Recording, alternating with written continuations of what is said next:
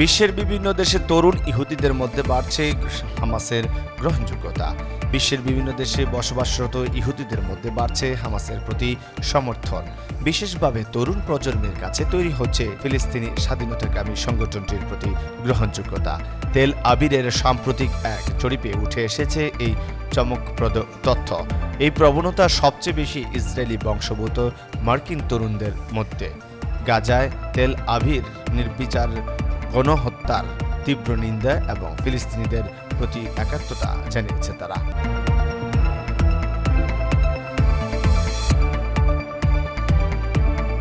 লেবাননে ইসরায়েলের বোমাবর্ষণে নিহত 33।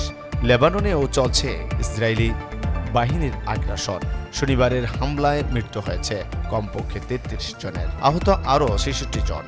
বৈরুতে বোমাবর্ষণে ধ্বংস হয়েছে 8 তলা একটি ভবন, প্রাণহানি হয়েছে অন্তত 20 জনের। পূর্ব লেবাননে হামলায় মৃত্যু হয়েছে 13 জনের, আহত আরও বেশ কয়েকজন। পাল্টা জবাব দিয়ে যাচ্ছে হিজবুল্লাহ।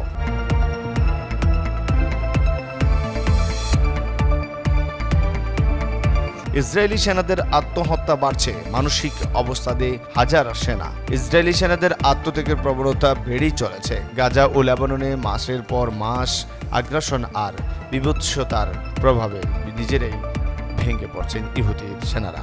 এ পর্যন্ত 6 জনের আত্মহননের খবর পাওয়া গেছে, তবে প্রকৃত সংখ্যা আরও অনেক বেশি বলে দাবি দেশটির গণমাধ্যমের। মানসিক অসুস্থতার জন্য চিকিৎসা নিচ্ছেন সামরিক বাহিনীর হাজার হাজার সদস্য।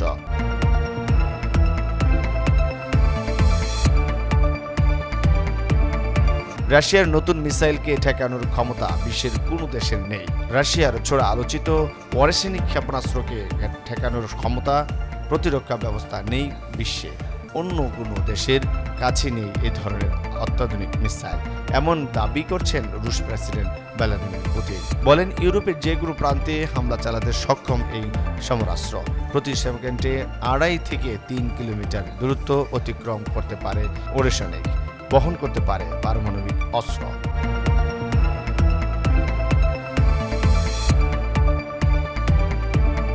দক্ষিণ কোরিয়া ও জাপানের সাথে যুক্তরাষ্ট্রের যৌথ মহড়ার তীব্র প্রতিবাদ জানিয়েছে উত্তর কোরিয়া।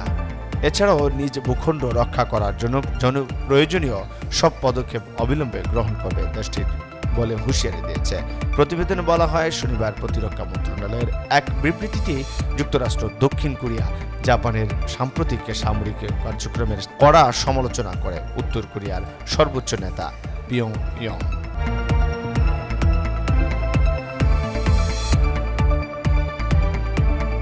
এদিকে ইউক্রেন যুদ্ধ বন্ধে ট্রাম্পের সঙ্গে বসতে চান পুতিন। চলমান রাশিয়া ইউক্রেন যুদ্ধ অবসানে রুশ প্রেসিডেন্ট ভ্লাদিমির পুতিন যুক্তরাষ্ট্রের নবনির্বাচিত প্রেসিডেন্ট ডোনাল্ড ট্রাম্পের সঙ্গে বসার ইঙ্গিত দিয়েছেন। তবে বেশ কয়েকটি আগাম শর্তের প্রেক্ষাপটে এই বৈঠক অনুষ্ঠিত হবার সম্ভাবনা রয়েছে।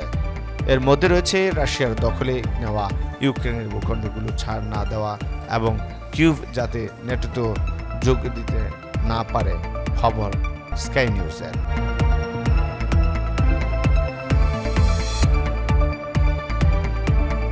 এদিকে নিষেধাজ্ঞাকে তোয়াক্কা না করে পরমাণু কর্মসূচি আরও জোরদার করার ঘোষণা দিল ইরান। কোনো ধরনের নিষেধাজ্ঞাকে তোয়াক্কা না করে পরমাণু কর্মসূচি আরও জোরদার করা ঘোষণা দেন মধ্যপ্রাচ্যের অন্যতম পরাশক্তি ইরান। আন্তর্জাতিক আণবিক সংস্থা নিন্দা প্রস্তাবের জবাবে এই সিদ্ধান্ত নেওয়া তেহরান দাবি, জাতীয় স্বার্থ ও নিরাপত্তা রক্ষায় নেওয়া হয়েছে এই কর্মসূচি।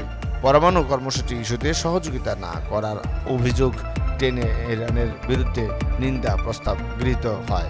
আন্তর্জাতিক মানবিক শক্তি সংস্থা যা উৎপাদন করে যুক্তরাষ্ট্র, যুক্তরাজ্য, ফ্রান্স ও জার্মানি। নিন্দা প্রতিবাদের 24 ঘন্টা না পেরোতেই জবাব দিল তেহরান।